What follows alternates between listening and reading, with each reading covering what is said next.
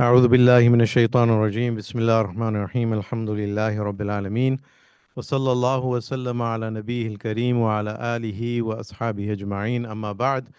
It is my pleasure to welcome you all today to our seminar in our intensive study of Sahih al-Bukhari, Kitab al-Hiyal.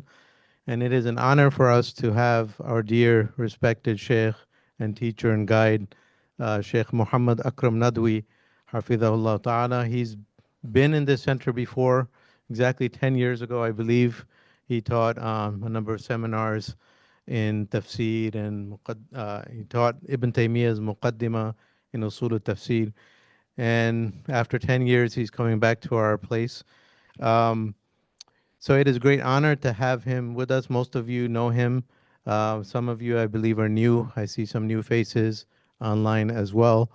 Um, so I'm not going to do a long introduction, but for our Institute students, you will learn two things today.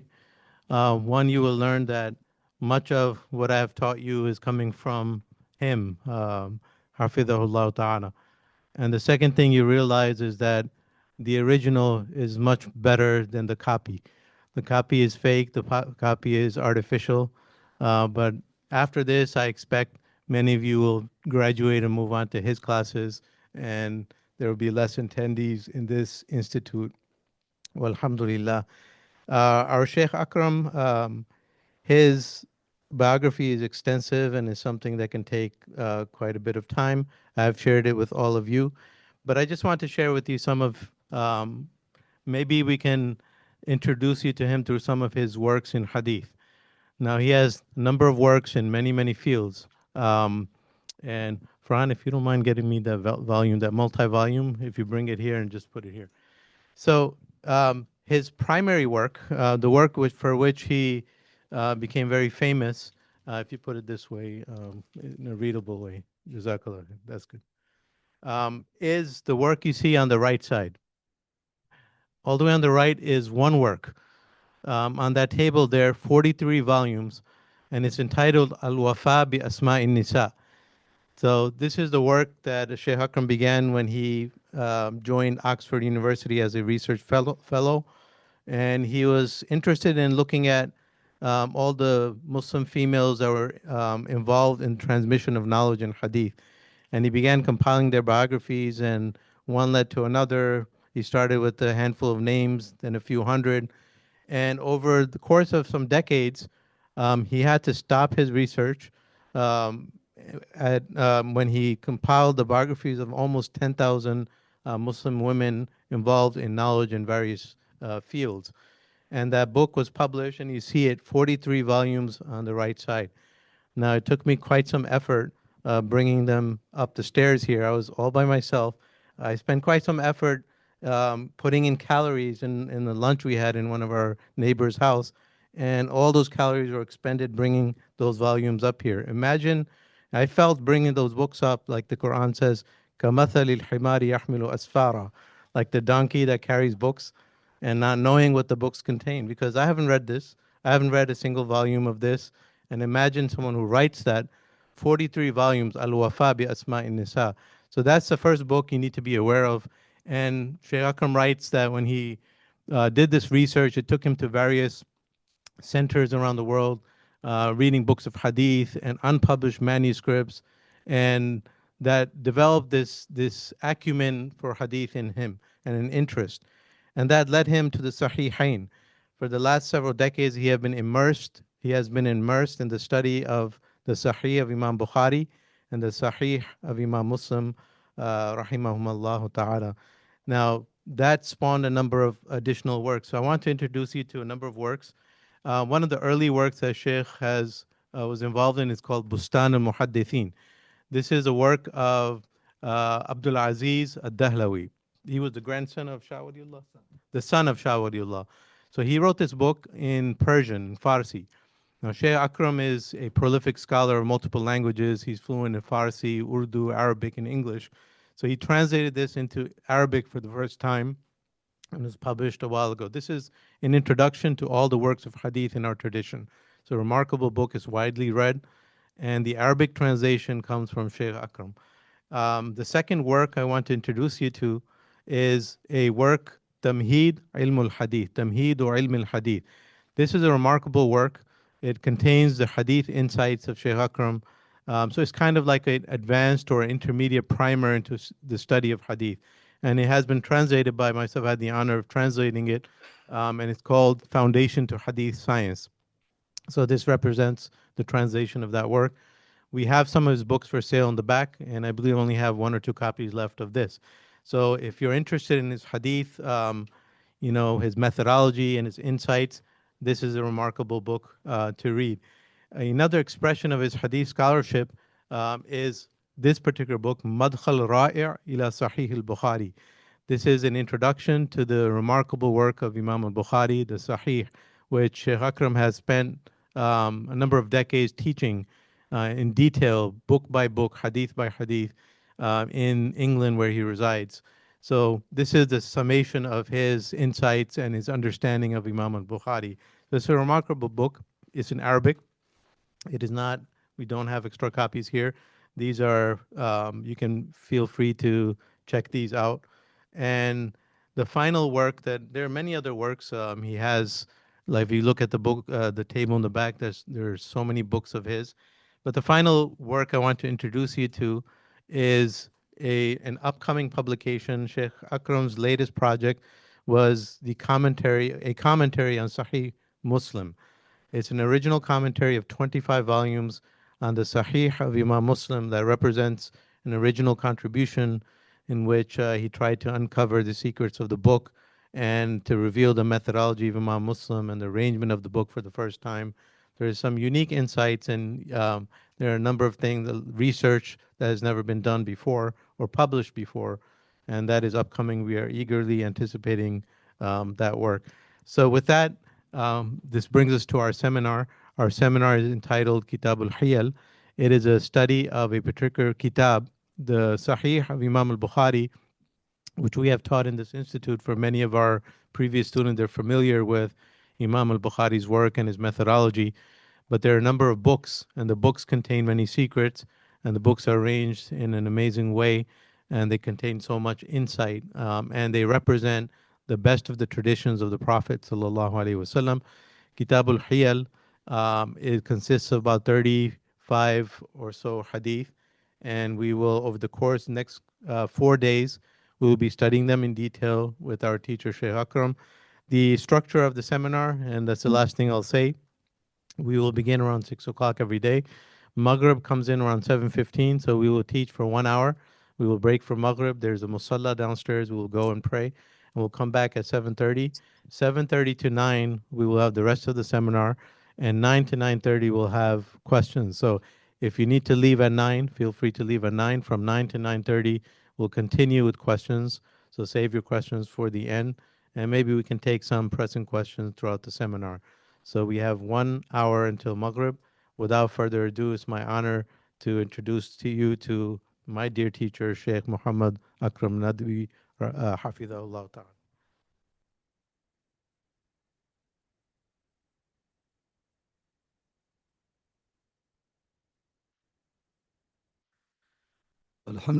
الحمد لله رب العالمين والصلاة والسلام على رسوله محمد وعلى آله وصحبه أجمعين أما بعد فأعوذ بالله من الشيطان الرجيم بسم الله الرحمن الرحيم وما أمروا إلا ليعبدوا الله مخلصين له الدين حنفاء ويقيموا الصلاة وذلك دين القيمة. وبأسانيدنا إلى الإمام سفيان بن عيينة عن عمرو بن دينار عن أبي قابوس مولى عبد الله بن عمرو بن العاص عن عبد الله بن عمرو بن العاص رضي الله عنهما قال قال رسول الله صلى الله عليه وسلم الراحمون يرحمهم الرحمن ارحموا من في الأرض يرحمكم من في السماء. وقال النبي صلى الله عليه وسلم إنما الأعمال بالنيات. So my dear brothers and sisters, Assalamu alaikum wa rahmatullahi wa barakatuh. The first thing really I would like to thank Dr. Abu Zaid, mashallah, and such a generous introduction. But one thing is important to understand, there is nothing original and copy in the scholarship. Everybody learns from the teacher, then they pass on. So the ulama say when you learn from your teacher, you get two things. One is authority, that you get the same authority because you learn and study, and then you become responsible for whatever you teach. You cannot, so I did this mistake because Sheikh Akram did this mistake. No, now it is your knowledge, you are responsible. So whenever people study, to one day they get authority and also they become responsible. So, I've been teaching, Dr. Abuzai learn from me, and he learn from many, many teachers, and also many people learn from me, learn from many teachers. Then they get their own authority. Then they become teachers, and then they have a responsibility. So that how the knowledge passed on. And I myself learn from so many people. So I cannot keep saying that whatever I teach, my teachers are responsible. No, I'm responsible in the day of judgment. If I am right, may Allah reward me. It is from my teachers. But if I do mistake, it is my problem. Maybe I did not research properly. So this is for you as well. That you are learning from me, and one day, inshallah, you get the authority and the responsibility. These are two things that everybody receives from their teacher. Second thing is this book, Sahih Bukhari is a really very important book. And Dr. Buzai said I wrote this book in introduction of Sahih Bukhari, مدخل الرائع إلى صحيح البخاري وما فيه من أسرار وصنائع. This book, as we say, it is the most sound book after the Quran. So, what does mean really to be sound? That we need to. I always keep saying to the people, being Bukhari is being sound. It is not a mystery. It is not some secret. It is actually science. You can learn it and you can understand it. You can agree with it. So you can see really whether it is sound or not. You can raise question. So it is proper science. The way Bukhari has arranged his book, you can understand what he's doing. And you can understand really where he's successful and where he's not successful. You can understand, like any book, you can understand it, you can use your mind, you can think. So that why it is important in the knowledge that people must use their mind. So at what call it ahammiyatul nazar. We call what? Ahammiyatul nazar. Nazar yanzuru means to look. But meaning of the nazar here is to understand and to think. So whenever information comes, people receive the information from the senses, it is obligatory on them to analyze the information, process them, test them, what is right, what is not right, raise question. Anything that you see, make your mind as a puzzling. It's make questions. That's how you understand things. The reason Bukhari is so good, not because he has more hadith than other people. Now, actually, all those hadiths are there. If you read Musnad of Ahmad Hanbal, nearly 40,000 hadith. And then there's the Musannaf of Abdul Razak, Musannaf of Ibn Abi Shayba, many, many thousand hadith. So any hadith that Bukhari brings, they all exist somewhere. All of them are found in many, many places. But to be able for to make from those books something like Sahih Bukhari is not just information. It is really great mind, thinking mind to think really how to arrange something, what to select. You know, like you can see, there are millions of buildings in the world. Then you find Taj Mahal. So Taj Mahal has been made from the same material, same stone, same thing. We can find anywhere in the world. And we also have this. There are so many engineers in the world, so many builders. Can they make Taj Mahal? Taj Mahal is not only the material, it is actually great mind, great thinking. That what makes something. It is mind, how you think, how you put things together. You know, this what makes Sahih Bukhari. So either there are millions of buildings, but Taj Mahal is something different. Similarly, there are millions and millions of books, but Sahih Bukhari is something different. Like one of the Persian poets said, "Afaqaha gardid am, महरे बुता वर्जीद अम बिस्यार खूबा दीद अम मगर वलेकिन तू चीज़ें दीगरी." In आफाकहा गर्दीदम, I have been traveling all over the world. महरे बुता वर्जीद अम, I have fallen in love with every handsome person, everybody beautiful I fell in love with. बिस्यार खूबा दीद अम, I have seen so many beautiful and handsome people. वलेकिन तू चीज़ें दीगरी, but you are something else. So you have seen so many beautiful books, but Sahih Bukhari is something else. You have seen so many beautiful buildings, but Taj Mahal is something else. So this, how it happens. Same mind we have got. Why we can't make Sahih Bukhari? So at the first thing, really, let's understand what it is. Then we can make a book like that. So that's why I emphasize whenever you study something, learn something, see something, always make effort to ask question, what is this? How we can reconstruct it. So like for example, if you read Surah Qul Huwallahu Ahad, anything that Allah subhanahu wa ta'ala said is a miracle. Nobody can copy it. But at least make effort to understand it. So what you need to do, see Qul Huwallahu Ahad, what are the information given in Qul Huwallahu Ahad. Write down whatever information you think in Qul Huwallahu Ahad, write down point by point. Then after that, close the Quran and think how can I reconstruct the same information in my own words. Reconstruct, make all those meanings in own words and in your own order. Then compare really why Allah's order is different from my order. Is my construction missing something? Is Allah's construction has something more information which I could not include? Keep looking again. Then your mind will find really the beauty of Qul Huwallahu Ahad. So it all of that for the beginners in the beginning, it is very important to start deconstructing and reconstructing. Deconstruct things, and then after make things in pieces, and then after that start reconstructing, rebuilding, and then you can see, and for example, when people write down what you do from the morning until evening, and then after that think, is there any better way to do this? Are there more information which could make this my writing better? Is something in my information which is less important, I should exclude it, they're not so important? When you analyze, do like that, then you improve your writing, make yourself better. That's what these books are. For Imam Bukhari, to write a book with 7,000 hadith, it is 7,000 hadith repeated. He can do really in a month, or maybe less than that. To put together 7,000 hadith is not a big thing. Anybody can do.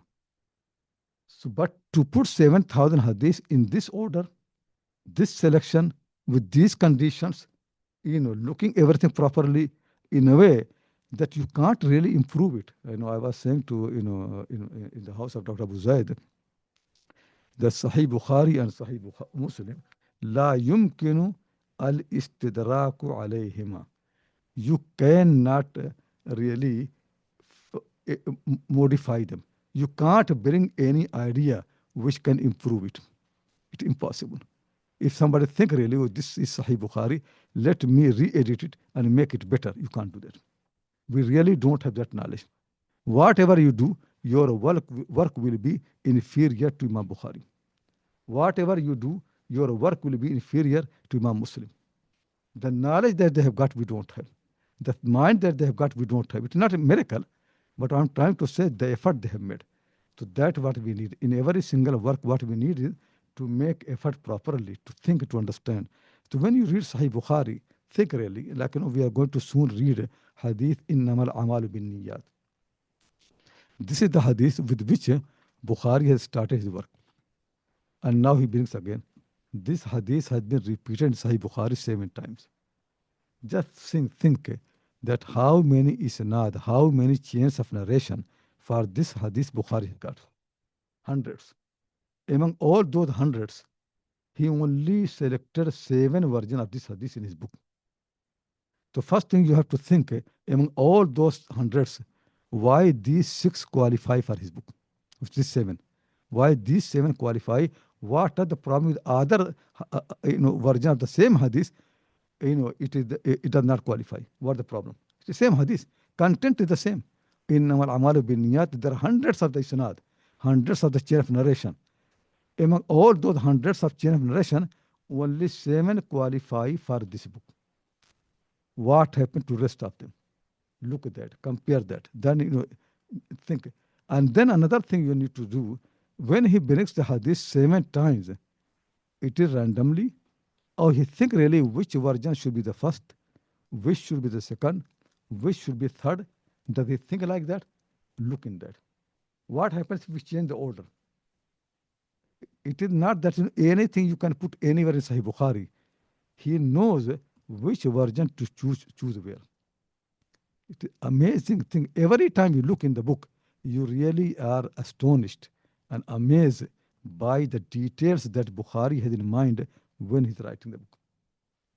These details, even to understand them, takes ages and ages. Every time we read, always we find many more information about this book. So when you study that, don't rush. Take time. Spend time on every single thing that Bukhari does. It will really improve your understanding and thinking. You really learn really that how to think, how to analyze the information. So this is one thing I wanted to make, that we must have ahamiyatun nazar. Third thing I want to say, which I don't want to spend much time, because Dr. Buzai said that he has taught this my book Madhal Raya. So you must be aware of the quality of Sahih Bukhari.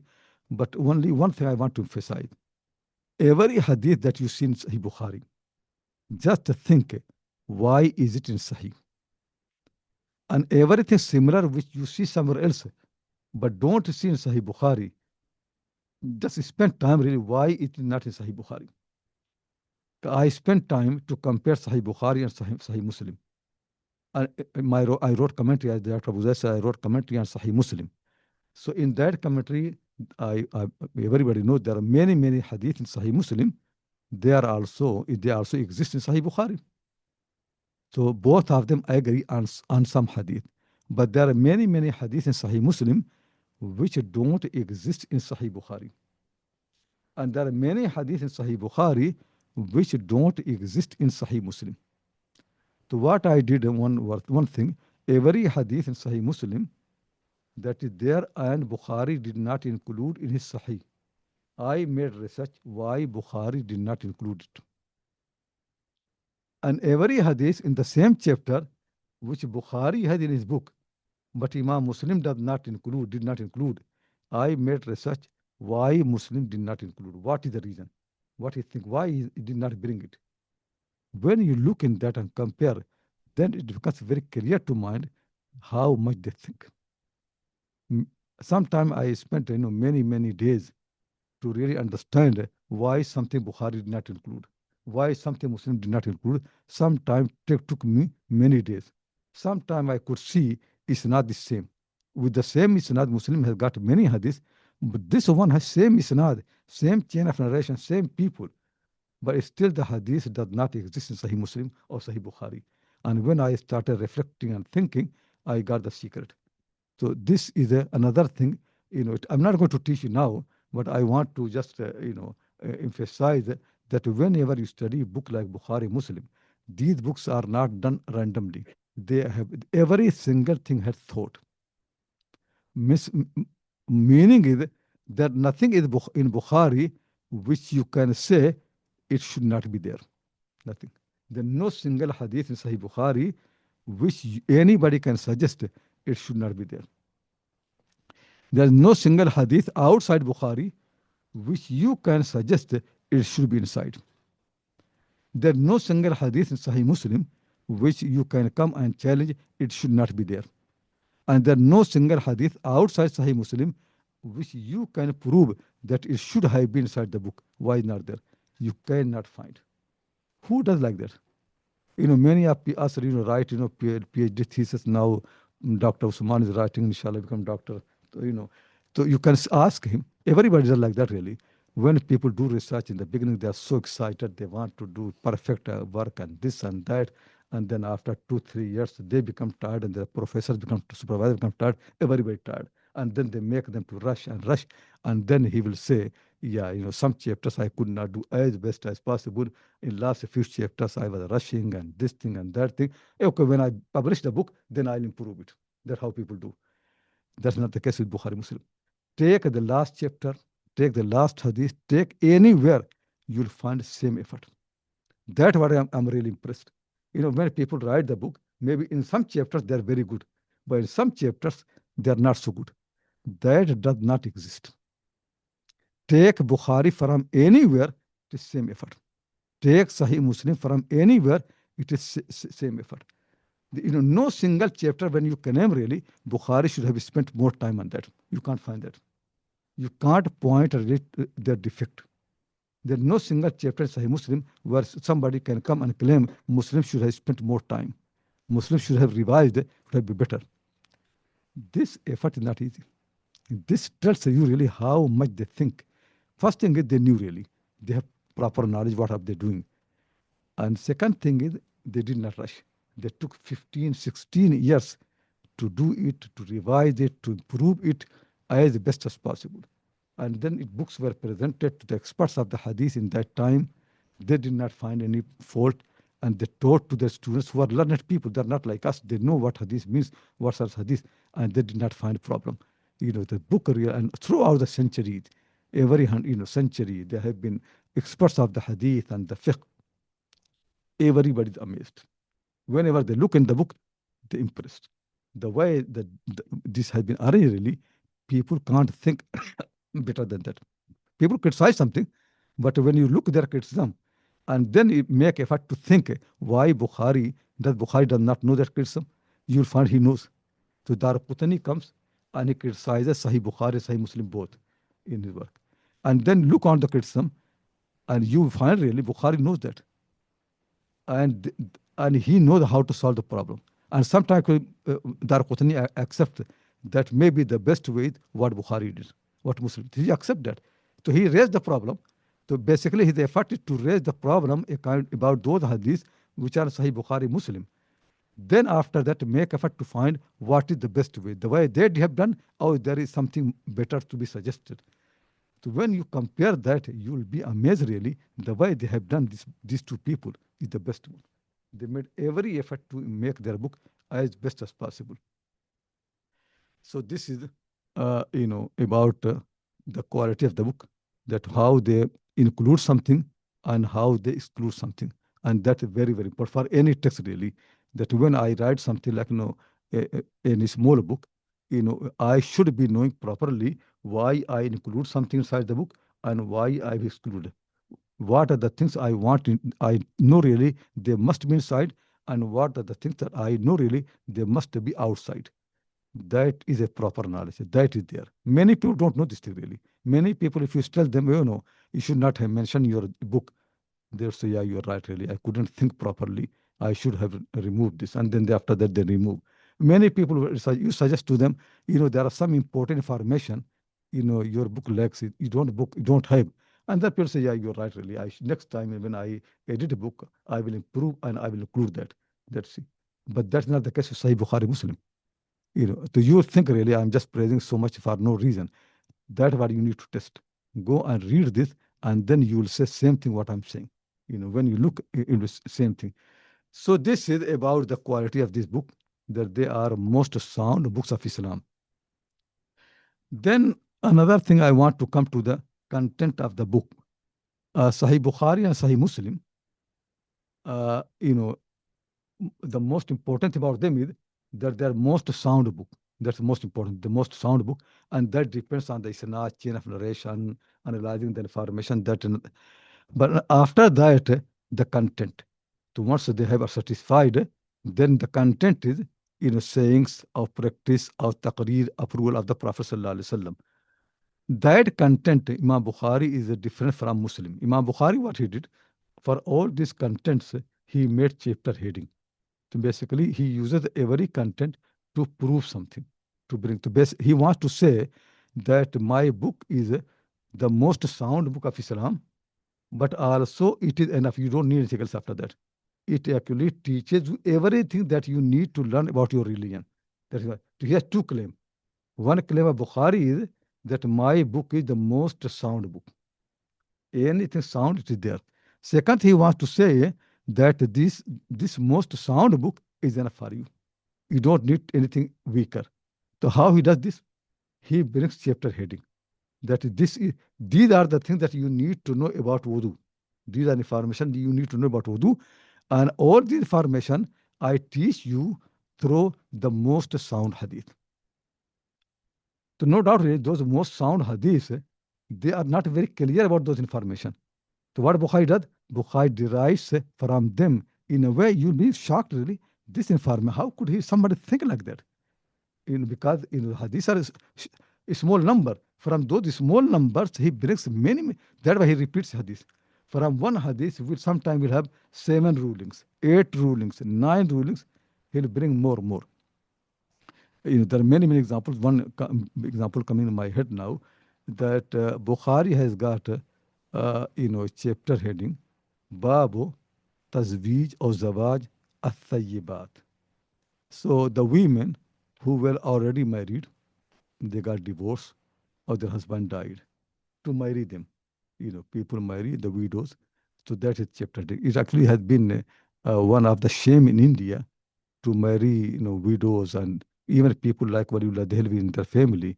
It was impossible for somebody whose husband died to get married again because they think it is something shameful. Anyway, cultures are so different. So Bukhari's got chapter heading that women, if they are divorced or if their husband died, they are widows, they can remarry. So you think it is not such a big information. But anyway, he wants to, for some reason, he wants to. But he does not have very clear hadith. Because all the clear hadith in this matter are very, very weak. He uses an argument a hadith which you think doesn't belong to there. But when you go deeper, you can understand. What is his argument for this, masala, for this ruling is that he said the Prophet said to his wives, لا تعرضن علي بناتكن وأخواتكن. The Prophet said to his wife, don't offer to me your sisters and your daughters. Meaning it, don't offer them to me for marriage. And chapter heading is to marry the women who already were married, divorced or something like that. How it proves. So when he said, the Prophet said to his wives, don't marry me your, don't offer to me your sisters and your daughters. So it means these wives of the Prophet, some of them have daughters. And those wives to whom he's saying, from him the Prophet never had any child. All children are from Khadija who already died. So he said to his wives, don't offer to me your daughters. Who are these daughters? He can't be his daughter because nobody can marry his own daughter. It means they are daughters of those women from another husband. So when the Prophet married them, they were divorced or their husband had died. So they are widows. So from that you learn the Prophet himself married widows. Is it clear? So the chapter heading is you are allowed to marry widows. And the hadith is don't offer to me your daughters. So because from that Bukhari wants to say if the Prophet said don't offer to me your daughters, it means that these women have daughters. But what we know is the Prophet never had daughter or children from these women. So these daughters must be from another husband. So means when the Prophet married them, they were widows. So if Prophet can marry the widows, we also can marry. That's how he makes argument. So sometimes people have so much difficulty really when Bukhari has a chapter heading and then he brings hadith. What is the relation? This creates so much problem for many people. And some people is not so good. So the answer they bring is not very good. That another challenge for the people to read Bukhari's mind. That he has chapter heading and then he brings a hadith to prove that and then no link. You can't find any clear link. But he has a link. He goes deeper. He derives info. That's how he does. So this book is information is little, but what he wants to present is much bigger. So he needs to repeat the same hadith and again, but deriving the more information from a small thing which you cannot think has more information. We think this hadith only has one meaning, and Bukhari can create 10 meanings from that. And he can use the same material, same small hadith 10 times in his book. That's how he managed to prove the whole Islam from this small number of the hadith. Second thing is, you think that fuqaha, jurists like Abu Hanifa, Malik, Shafi'i, and Hanbal, these people also do the same thing. They derive the knowledge from the Quran and Sunnah, and they answer the questions of that time. More details we don't exist in the Quran Sunnah, but they made them, they derive them. Yeah, they do similar thing, but the difference really is if you compare between Sahih Bukhari and between books of the fiqh, You can see the clear difference. The difference is the books of the fiqh, they are more interested in the questions which are more practical. Like, you want to pray, fast, zakat, hajj, or you want to marry, to what the questions arise, many, many questions. That what the answer. Bukhari does not look like that. Bukhari looks the whole religion, to even the matters of intention, hidden things in the heart, all those things which basically Bukhari makes the Quran as his ideal. Whatever Quran teaches, Bukhari wants to teach the same thing in the light of the hadith of the Prophet.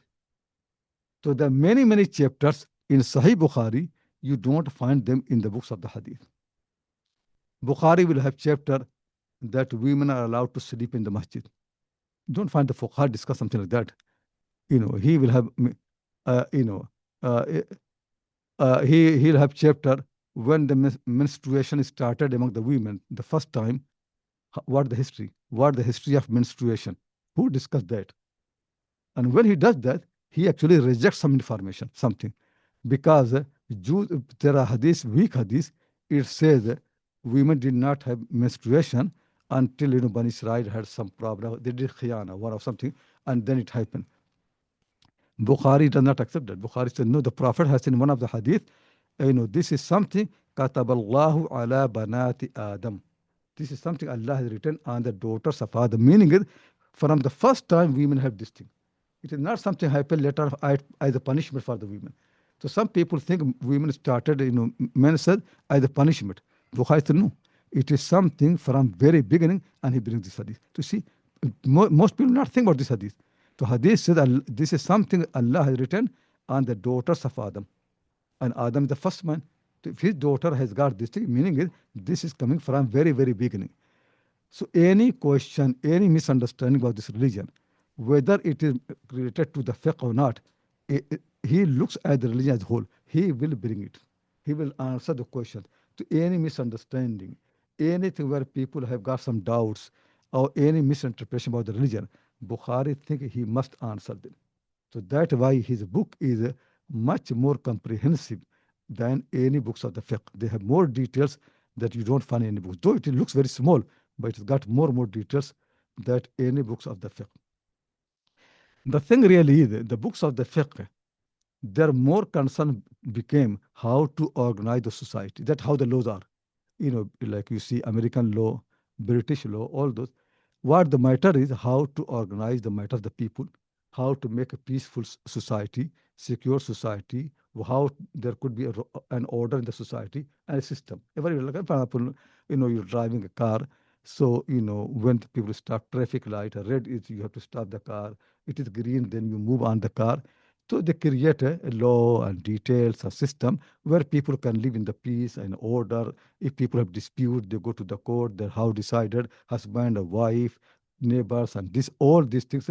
So law, they basically, whether Islamic or non-Islamic, they are more concerned about the society, about organized matters, about the dispute, about the fighting. That's what they are the matter.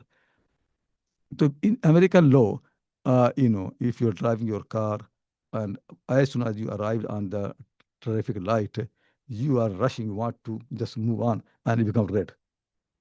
So you stop it, but you don't like it. You curse it, you abuse it, and you're so unhappy.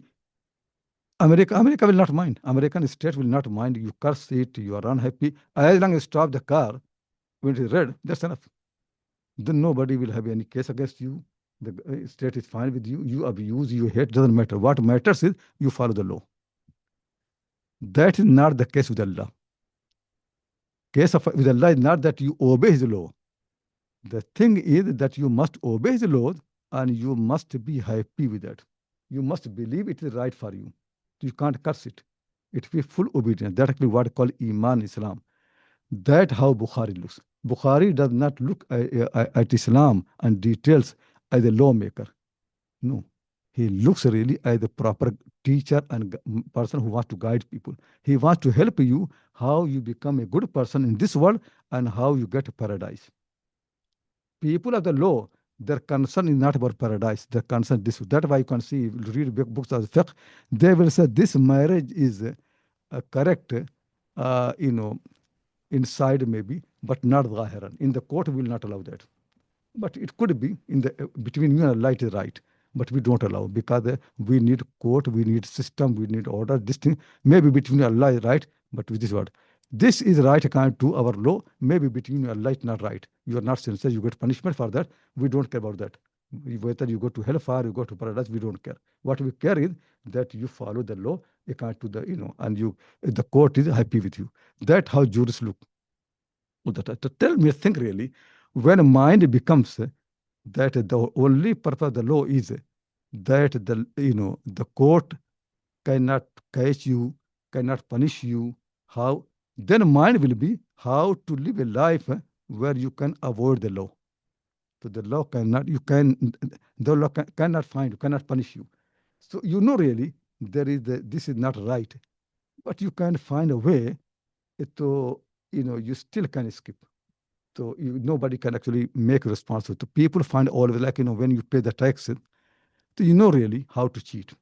And actually people teach people how to cheat. So how you calculate your tax in a way, so then, nothing happens, no penalty for you, though you don't pay properly. But what happens is the calculation and this and accountant and this, you become safe. So people basically understand the meaning of the law is that you should not be responsible in the eye of the court. Your life is, though you are not honest. It is not important that you live an honest life. What important is that you live a safe life, so you can't go to the prison. You don't get the penalty. So when you teach your children, that's what you teach. You don't teach them to be honest. You teach them to live a life, so American state does not have problem with you. Isn't it like that? Because there are people basically, that was the thing about law. When it happened to Islamic law, that will happen.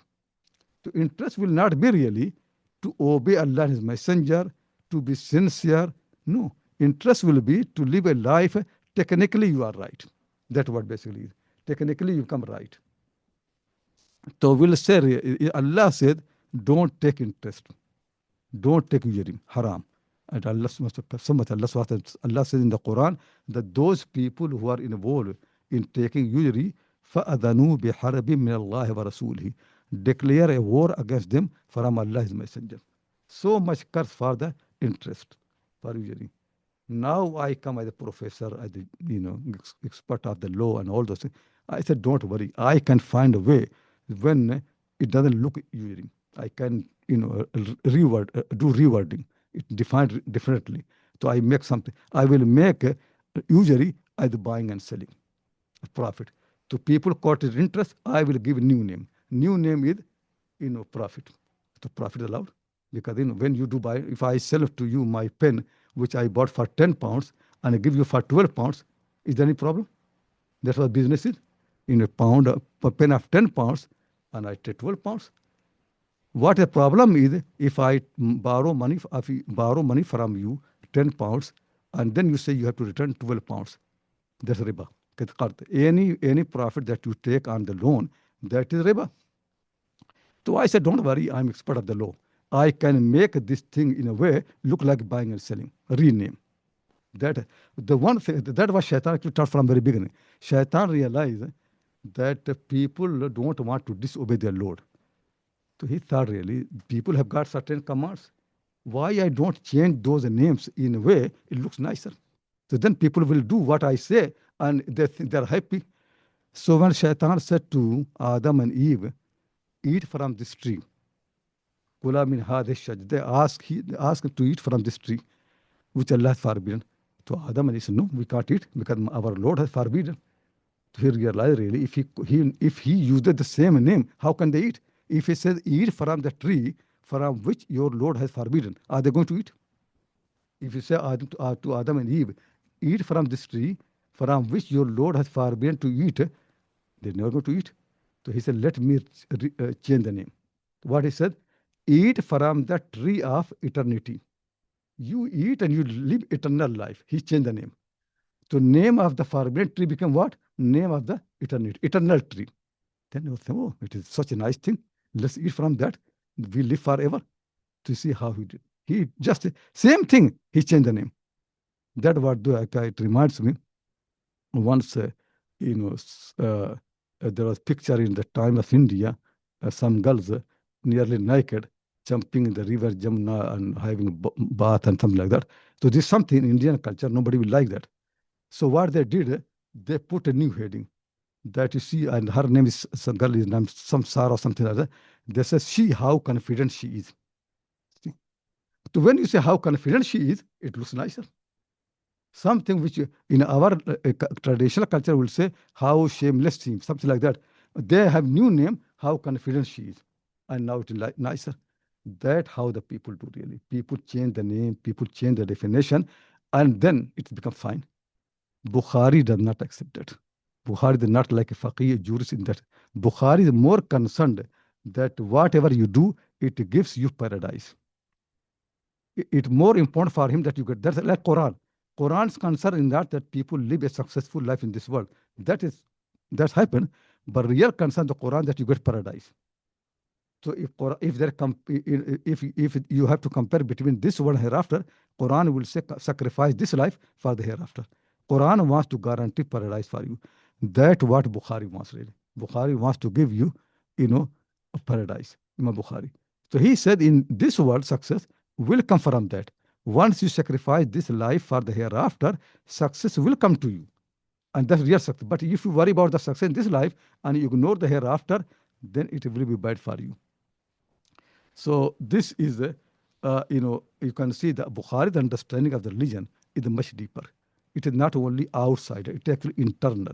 So he goes in the religion in depth and depth, that the sincerity, honesty, truth. It is not really that people think that you are good. You should be such a way that Allah think you are right. You are responsible to your Lord. You are accountable to Him. You can't cheat Him. An example for that is that I worry, I care for my health. So I think, I must live a life so I'm healthy. So what are the good food? What is the right amount? How much exercise I do? So I do like that. And what I realize really is that having too much sugar is going to be harm me. Fat going to harm me. Paratha is going to harm me. So now what will happen in the house of Dr. Abu Zaid? They will say not paratha, it is roti. When you say roti, then fine. Paratha has problem. Roti is not a problem. So change the name. So tell me really, who is going to harm? I am going to be harmed. That what will happen. Who I'm cheating? I'm cheating to myself. If I name paratha roti, what will happen? Paratha doesn't become roti. It is still paratha. It is going to have same effect. Whether you call it paratha or roti, it still have same effect. But the problem is I don't care about my life then. Then I will suffer. That's what the problem have people. Many people what they think really, by changing the name, by doing something like that, they are clever. You are not clever. You are stupid. Because you are going to harm yourself. Nobody else is going to be harmed. That's what Bukhari does not like really. He wants to teach you, don't cheat anybody. It is your problem. It is your health. If you want to be healthy life, then serially, don't worry about the name. If substance is going to harm you, whatever name you give, it's going to harm you. If the amount is going to harm you, then it doesn't matter. People call whatever. People say, oh, it's not food really. It is just chai. Why? Like Indian people say. It is just you came, chai, samosa, and all those things with the chai. Think really, but is samosa also going to your belly, in the stomach? It is a food. So you name whatever you like, still it is problem for you. That where Bukhari is careful. The problem with the jurist, they're more concerned about the worldly matter, that you are not caught in the court. So they will find a way how to save you from punishment. Bukhari's concern is not that he does not think that, you're responsible in the court only. He is looking for the bigger court in the hereafter, in the day of judgment. Does Allah like that? Is Allah going to allow that? That's what his concern is. So that's why in this matter really, this book is a great, great book. When you look really, if I becomes, conscious of my health, then I will never play any tricks in the food. Never. Why? Because I know it is my life, my health, I don't want. If people become concerned about Iman Islam, then they will never have trick. Trick happens because people reduce Islam to law. When Islam becomes a law, then you treat Islam like any legal system where people want to make, some easy way, some tricks. They want to make some convenience. But if you know really your religion is Iman Islam, then you don't go for convenience. Is it clear to you already? The reason we find easy way, convenience, tricks, because we treat Islam as a legal system, as a law.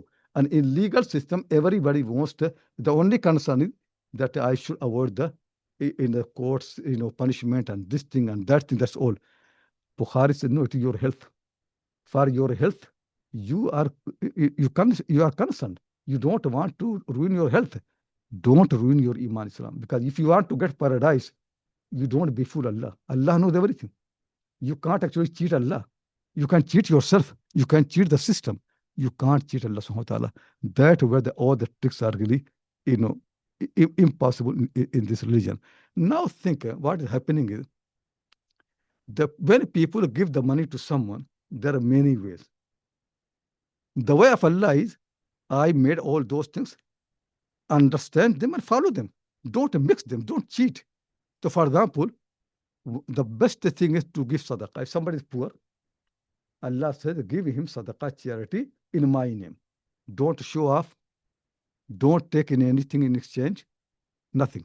If you do this, it's haram. You lose all reward. So, for example, if I give you 100 pound in sadaqah, you are somebody poor, and then my intention is this person, he will help me to build my house. I lost all my reward because sadaqah is not like that. So Allah says sadaqah is sadaqah you only do for myself. Then second thing, what Allah has introduced heba, gift, hadiyah, meaning it that if somebody your friend, you can very rich, to make your friendship better, make nicer, give gift. Allah said, no harm to give gift. You give gift, so it makes bigger relation. But if I give gift, so I give you 1 pen, and I'm thinking you are rich man, now you're going to give me 2 pens. Then my mind is it a hadiyah gift? No, it is business. Allah does not like that. When you give gift, do give a gift. Don't make business. Then he said that there is buying and selling. You buy something, your property, you want to sell, you take profit. It cost was $10. Now you get $12. There's no harm in that. Make like that. In the society, some people borrow from you money, qard. Fine. You get reward with me. Because the poor people, they can't afford. They borrow from you 10 pounds and then they return to you 10 pounds after 1 year, 2 years, whatever I agree. Don't take any profit, you get reward. Now you think, if 10 pounds I have invested, 10 would have become 12 pounds, and now I lend to him and get the same money, and sometimes there is inflation, I lose some money and this and that. Let me find a way around. So then you're not giving 10 pounds for 10 pounds. You basically charging money on this poor person. Allah wants to have good for this poor person. So you make something else. What happening is that you buy me from my bottle, you know, for 8 pounds, for 10 pounds, and then sell me for 8 pounds. So I'll get 2 pounds extra, and you get 8 pounds. So basically what happens, I get 10 pounds from you, and you got from me 8 pounds. That's how they make a way. So they make lending money as buying and selling. These all tricks. Allah wants sadaqah to be sadaqah, hadiyah to be hadiyah, qard to be qard. If you want to do business. Then don't make qard. So make very clear. When you go to bank, your basically intention is you don't have enough money to buy a house. You want to borrow money from that. That's what they call a mortgage. But in Islam, not allowed, because when you borrow money from someone, then you have to return same amount. But bank wants more profit. So now say, I'm Islamic bank. What it means is, oh no, it is not lending money. What is happening is I'm buying house from someone and selling to you, and you have to return back with the profit. Your intention never has been to buy a house through the bank. Why will you go to, if you want to buy a house, buy through the market directly. Why you go to the bank? The reason you go to the bank because you don't have money. You want to borrow money. The whole process is lending and borrowing the money, but you rename it as buying and selling. Why? Because nobody is going to lend you money for no profit. This is what Allah does not like. Allah wants honesty. Qard should be qard. When you lend money, it should be lending. When you want to do business, do business. When you want to give gift, give the gift. When you want to do sadaqah, do sadaqah. Don't mix them. Allah has made everything properly. That's what Bukhari is going to teach us. That keep everything in the right chapter. Don't mix it. Don't confuse among the things. So, oh, I say, okay, oh, you can't hear. Here it's lower. Oh, it's in. Close for you again, yes. Okay, Jazakumullah.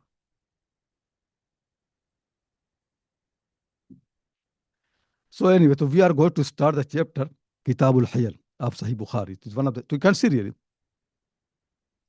Same chapter, Kitab al-Hiyal, will come in also in Hanafi book and also maybe other book. When you read the books of the law, Kitab al-Hiyal means what? Tricks which can help you how to avoid the law. When it comes in Bukhari, it is different meaning. The tricks are not allowed. They teach you tricks, and here the author said, don't do tricks. You see the difference? Both are Muslim. Both are serving this religion. One is teaching how to make tricks, and one is teaching don't make tricks. Because the intention is so different. One will find a way for you how to make haram as halal. And one is saying you can't do that. Haram never can become halal. By changing the name, by making some tactics, by some technical wordings, reality remains the same thing. You cannot change reality. Reality always the same. Whether you change the name, you redefine, do whatever like, you cannot change reality. Reality will be same thing. You can't call your sister as your wife. No, sister will sister. You name whatever like, really, reality will not change. Real things always are real. That Bukhari is teaching. So anyway, so this is one of the important problem. It was not really problem in the time of the Sahaba and Tabi'in, because their intention is really to have deen, and which means Iman and Islam. Later on, deen became more laws, and details when Islam expanded, now you want to organize the society, became more laws. When it becomes more laws, then tricks came. Tricks have been introduced. So then Fuqaha comes and they say tricks are two types: good tricks and bad tricks. So once you start something good tricks and bad tricks, then really bad tricks also can become good. To make something good, very easy. People who are clever, they can pretend a bad thing to become good. You can redefine, you can pretend that, it is, you can make any clever person very easily can prove about something bad, it is good. And very easily he can prove about something good, it is bad. Clever people always keep doing this. They keep playing with the words. That what happens when tricks are introduced anything. The way basically is always understand one thing. Whatever Allah has created, Allah lahul khalq wal amr. So Allah creates and Allah commands. His commands and his creation are real facts. They are realities. Realities never can be changed. What Allah has created, you cannot change it. Your renaming cannot change the reality. Reality will remain reality. Whatever He made, it will remain. Whatever you give name, names don't make a difference. Whatever He commanded, that command is real. Allah's commands are not unreal. It's not words. It's real commands. By renaming, you cannot change it. If Allah said Allah has forbidden riba, interest, now you call interest sadaqah, it will not change it. Riba will remain riba. Whatever effort you make, you cannot change it. It's a simple matter. So that what we have to learn. If Allah subhanahu wa ta'ala has made mouth to eat, then use mouth to eat. Don't use nose to eat. If Allah subhanahu wa ta'ala has made the feet to walk on, then do that. Don't start walking on your hands. Everything has its own function. Use the things for the right function that Allah has made. Don't change reality. Similarly, if Allah has made sadaqah, zakat, qard, buying and selling, whatever chapter He made, follow that. Don't mix between them. Don't confuse people. Don't make qard as buying and selling. Don't make hiba as buying and selling. Don't make sadaqah buying and selling. It all very clearly defined.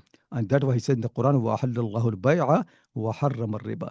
Bay and riba, they never can be two things. And Allah subhanahu wa ta'ala said that these are believers. They're kafir. And by they say إِنَّمَا الْبَيْعُ مِثْلُ الرِّبَى. They say buying and selling and riba, they are same. Can both of them you take profit? Allah said both are not the same thing. One is business and one is lending money. In lending money, there's no profit. You can't make both of them. Everybody knows. And you say both are the same thing. That's why Allah is so angry to the people that you think these are two same thing. They're two different things. I made the reality. You cannot rename them. Imam Shatibi rahimahullah ta'ala, he says in his book, important book actually, that al-muwafaqat, which people have misused so many times. Really, I always keep misusing. In that book, he says, so many things. I don't want to read everything. For example, what he said is, if Allah subhanahu wa ta'ala, he said look, let me read that maybe. إن العقل لا يحسن ولا يقبح شيئا لذاته. Human reason cannot make something good or bad. Human reason only to understand it. It doesn't. Allah commands, Allah makes something good or bad. وإنما الشارع هو الذي يعين أحد المتماثلين لمصلحة ويأمر به. Two things look similar. Then Allah said this is right and this is wrong. Though they look similar, but still they're different. That's why you call it similar. If Allah says something right, that's right. Your reason cannot change it. So whatever he said. Why, and if the second one is, this he has done to have mercy, then you are not corrupt. He wants to save you from corruption. This I guide you. This what I say lawful, and this what I say unlawful. Now just be content. Surrender to me. You will be happy. You'll be safe. But you are not content. You don't have iman. You want to say, no, I know how to do. And then you leave Allah, don't have submission, and you start reinventing definition and categorization. So he said, if people use what Allah command for same purpose for which Allah wants, they obey him. So if you give sadaqah, our intention is by sadaqah, same thing what Allah wants. What Allah's intention is that you give sadaqah, charity for the sake of Allah, don't show any favor, don't make any profit in this world, you get reward hereafter. If this is intention for sadaqah, that is right, then you obey him. If I give sadaqah and my intention is by giving sadaqah to you, I make you my friend, and next time you're going to help me in this project and that project, 3-4 things, and I'll get from you more than I gave you anyway. If that's my intention, then I don't obey him. Obedience only will happen when I do everything for the function that he introduced. He had a function from sadaqah. He had a function from hadiyah. He had a function from bay'ah and selling, from qard. If you change the function, you don't obey him. So this is very important to understand. I always look really what Allah wants from this thing.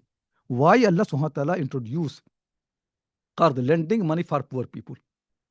Because he knows really that there are poor people, they cannot afford to buy house, they can't afford to marry their daughters. And if they borrow money and you charge more than you lend them, then it will be more difficult for them to repay back. They don't have this money. How can they repay more and more? So Allah wants to make life easier for them. So He introduced qard for them. You don't want to give sadaqah, give qard and make it easier. If they can't pay on the time, give them more time. Because the intention is to make poor people have to help them. Now you come and make qard as riba. You introduce some interest, and then you rename it. You don't obey him. You say, I tell me then how if at the end of the day the poor person has to pay more, then what the purpose of qard? The whole intention of qard was to help him. But if you at the end of the day he's going to pay more, then basically all the people who take usury and interest, they are better than us because they don't make an trick. They are much better. And the way we have done really, it is so bad. It reminds me a story, and then I stop it. One of my friend, he's a alim. He lives in Australia. It is in 70s he went to, or maybe 80s he went to Australia. So he said, I wanted to buy a house on mortgage. But I'm a alim, so I was interested in Islamic mortgage. So I went to one of those people who offer Islamic mortgage. I went there. So I have to pay every month $300. But every time I pay still the same amount. It actually never becomes less and less. Oh no, $700 every month. So after 1 year, I came to the people and said, I've been paying for 1 year. It's still it's the same thing. I have to keep paying. It's a reason because we have borrowed the same money from the conventional bank, and they charge us, and then we doubled the charge to happen. So if you want to reduce, go to the bank directly where we get. So he said, I was really shocked. Then he said, I went to the bank from there where they have got all this money. And then I have to pay half of that, $300. And every day, every time, it becomes less and less. So in the name of Islam, They charge you $700. They take a same interest from, they get a dealing with the same interest company, and they charge more. You pay more interest, more problem, and they called it Islamic mortgage. Just Islamic. This word understand properly. Mortgage, interest, there never can be Islamic interest. Gambling in gambling, there never can be Islamic gambling. Zina is zina. There never no Islamic zina. You can't make Islamic zina. Lies like you can't make Islamic. People think if you put Islamic, it becomes good. The word Islamic does not change any reality. That's what Bukhari wants to make clear. That what Allah created is real. It is not something, illusion you can change it. It's real creation. And what Allah commanded, all his commands are real facts. It is not that your words can change them. Words don't change reality. That's what he wants to make very clear. Quran, human words cannot change any reality. Allah said, Ma hunna ummahatihim, in ummahatuhum illa Allahi waladnahum. You call your wives your mothers. It is lie. Your wives never can be your mothers. It is just you changing the words. And it's a lie. And if you call your wife mother, she can't become mother. What I said, my command is command. If I call someone wife, she is wife. Whatever name you give, you can't change. This is what Allah wants to change, to make it. Everything created, it is real fact. It never can be changed. Anything commanded, it is real fact. You cannot change it. That's what Bukhari is going to emphasize throughout the book of Kitab al-Hiyal, inshallah. So let's break for the prayer. Jazakallah khair. We're going to break for the Maghrib prayer. The Musalla is downstairs. There are bathrooms on this level and downstairs. So please, let's keep it quick within 15 minutes. We can be back by 7:30, inshallah.